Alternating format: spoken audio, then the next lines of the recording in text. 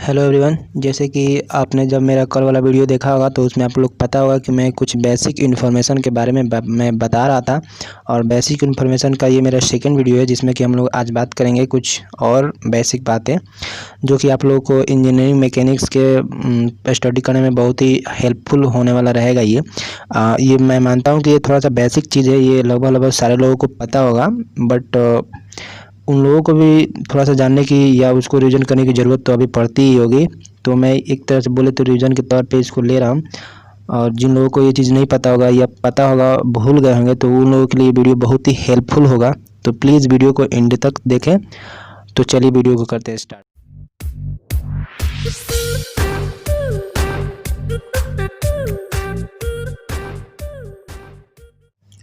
तो मैंने यहाँ पे स्ट्रेस लिख रखा है। तो स्ट्रेस सिंपली आप लोगों को पता होगा, जो कि स्ट्रेस का डिफिनेशन है resisting force per unit area. मतलब कि पर यूनिट एरिया पे जो किसी फोर्स को रेसिस्ट करने का पावर होता है उसी को हम लोग बोलते हैं स्ट्रेस।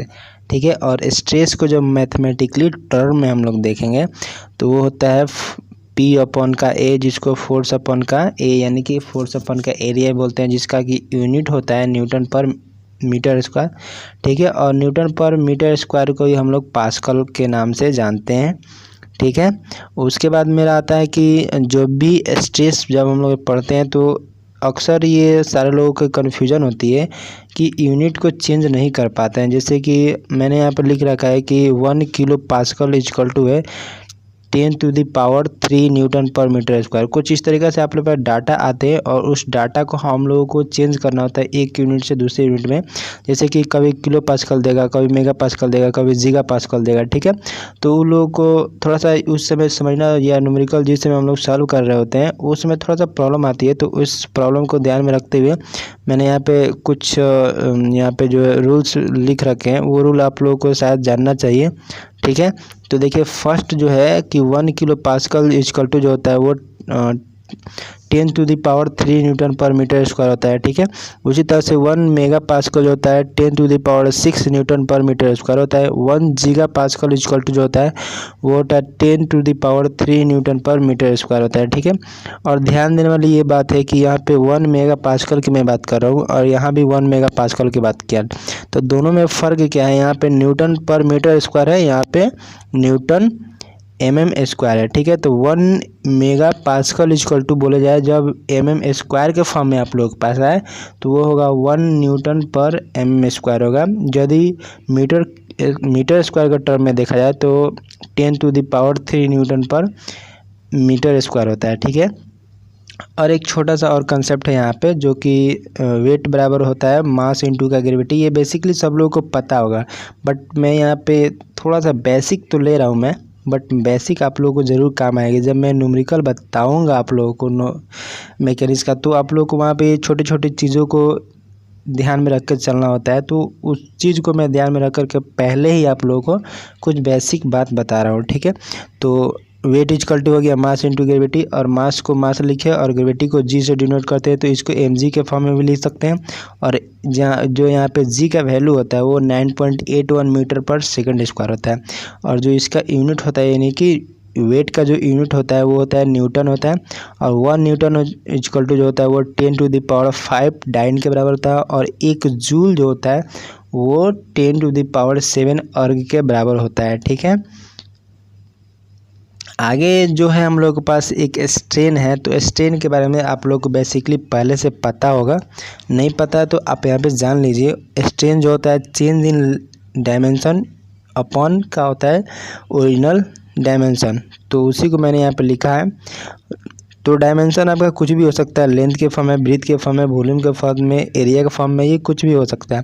तो जैसे कि सपोज किया मैंने लेंथ के फॉर्म में लिया तो ये डेल एल अपॉन का एल हो जाएगा। वॉल्यूम के फॉर्म में लिया तो डेल भी अपॉन का भी हो जाएगा। और ब्रीथ के फॉर्म में लिया तो डेल बी अपॉन का बी हो जाएगा। ये जो होता है यूनिट लेस होता है, आपके पास स्ट्रेन यूनिट लेस होता है। ठीक है।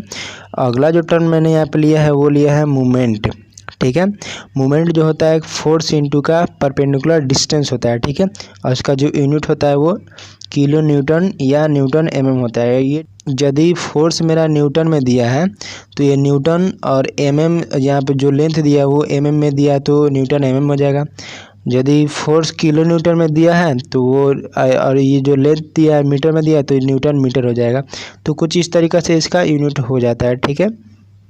तो आगे जो मैंने लिया है वो लिया है आपका इम्पल्स लिया है। तो इम्पल्स बेसिकली फोर्स इनटू का टाइम का प्रोडक्ट होता है, ठीक है। और जो फोर्स होता है वो बहुत ही हैवी फोर्स लगता है और जो टाइम होता है वो बहुत ही कम टाइम के लिए लगता है। तो उसको हम लोग बेसिकली बोलते हैं इम्पल्स। और इम्पल्स को जो डिनोट करते हैं वो आई से डिनोट करते हैं। और ये फोर्स जो होता है बहुत ही हैवी फोर्स लगता है और कम समय के लिए लगता है, इसीलिए हम लोग यहाँ पे डेल टी ले रखे हैं।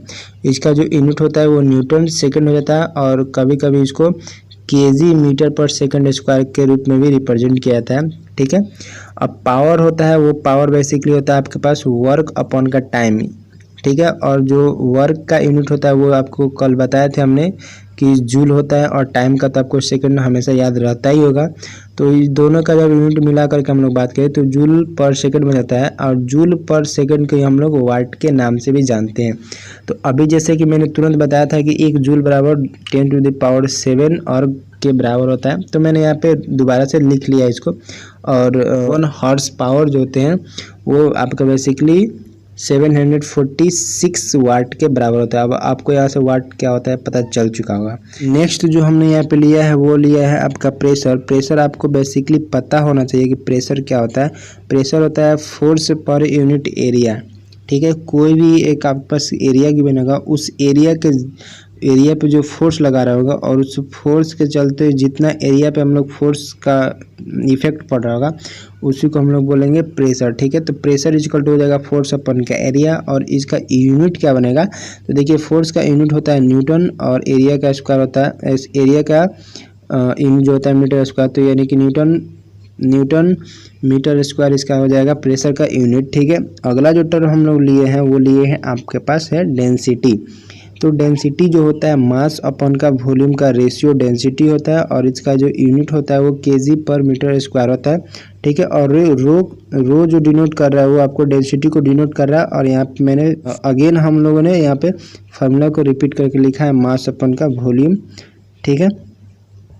उसके बाद से हमारा आता है gravity force. Gravity force basically होता है एक तरह का फोर्स होता है जो 2 बॉडी के बीच में लगता है, 2 पार्टिकल के बीच में ये अट्रैक्शन फोर्स लगता है, जो कि इस फॉर्म में आपको रिप्रेजेंट किया जाता है G इंटू का M1 इंटू का M2। जो 2 बॉडी होंगे यानी कि 2 जो पार्टिकल होंगे उन दोनों का मास होता है M1 M2 और जो उन दोनों का बीच का जो डिस्टेंस होता है वो D2 का स्क्वायर होता है, ठीक है।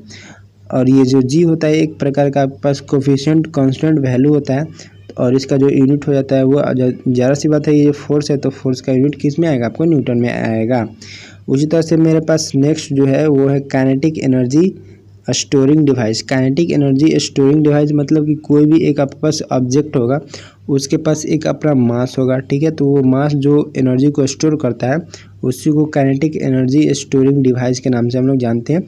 यदि कर्वीलिनियर मोशन में हम लोग देखें तो ये जो यूनिट होता है, जो ये काइनेटिक स्टोरिंग डिवाइस जो होता है वो आई से डिनोट किया जाता है और ये एम के स्क्वायर होता है, जहाँ पे के जो होता है आपको रेडियस ऑफ जेरेशन होता है। और यहाँ पे जो हम लोग यहाँ पे जो एम लेंगे वो इसका जो यूनिट लेंगे वो हो जाएगा केजी पर मीटर स्क्वायर होगा, ठीक है। और इसका जो यूनिट हो जाएगा यहाँ पे आप लोग पता होगा कि मास का यूनिट क्या होता है, केजी होता है। ये रेक्टिलिनियर मोशन में हो जाएगा और ये कर्वीलिनियर मोशन में हो जाएगा।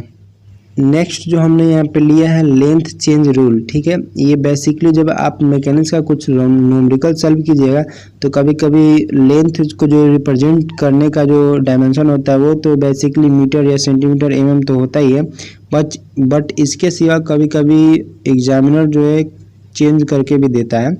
तो जैसे कि इंच हो गया तो इंच में कभी दे देता है, तो इंच को आपको बेसिकली इंच क्या होता है और इंच कितने इंच में कितने mm कितने सेंटीमीटर कितने मीटर होते हैं, कुछ इस तरीके से आपको रिलेशन जानना बहुत ही ज़रूरी होता है। तो मैंने यहाँ पे लिख रखा है कि 1 इंच जो होता है वो होता है 2.54 सेंटीमीटर के बराबर होता है। और इसको बेसिकली जब हम लोग सेंटीमीटर को जब हम mm में चेंज करें 10 से मल्टीप्लाई करके तो ये 25.4 mm आ जाएगा, जिसको हम लोग अप्रॉक्सीमेट 25 mm मान सकते हैं। और एक फुट बराबर होता है वो होता है 12 इंच हो जाता है। और 12 इंच को जब हम लोग सेंटीमीटर में चेंज करें तो वो हो जाता है 30.48 सेंटीमीटर हो जाता है। और एक माइल इक्वल टू जो होता है 1.609 किलोमीटर होता है। और 1 किलोमीटर तो आप लोगों को बेसिकली आता ही होगा 1000 मीटर होता है, ठीक है। और एक पाउंड जो होता है वो होता है 0.454 kg के बराबर होता है। ये बेसिकली आपको जब कभी कभी लोड दिया रहेगा या फोर्स जो दिया रहेगा तो कभी कभी पाउंड में भी देता है, ठीक है। तो इसलिए मैंने यहाँ पे इसको लिख लिया है, ठीक है।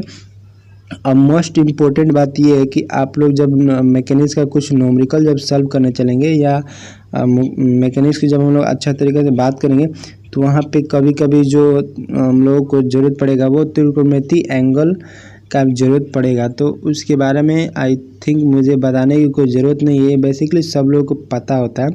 बट फिर भी एक बार देख लेने में क्या जाता है, 0 का वैल्यू 0 होता है, ठीक है। और साइन 30 डिग्री का वैल्यू 1/2 होता है। और यहाँ पे साइन 45 डिग्री होता है 1/√2 होता है। और साइन 60 डिग्री का वैल्यू √3/2 हो जाता है। और साइन 90 का वैल्यू 1 हो जाता है। आई होप कि आपको ये सब चीज़ें पता होंगे, ठीक है।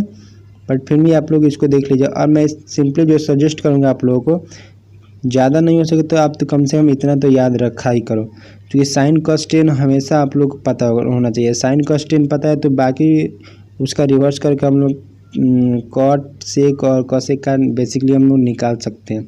तो ये था मेरा आज का छोटा सा लेक्चर। आई होप कि आपको पसंद आया होगा। और पसंद आया होगा, आपको मेरे वीडियो पसंद आ रहे हैं तो प्लीज़ आप मेरे चैनल को लाइक कर सकते हैं, शेयर कर सकते हैं, सब्सक्राइब कर सकते हैं, ठीक है। तो मिलते हैं अगले नेक्स्ट वीडियो।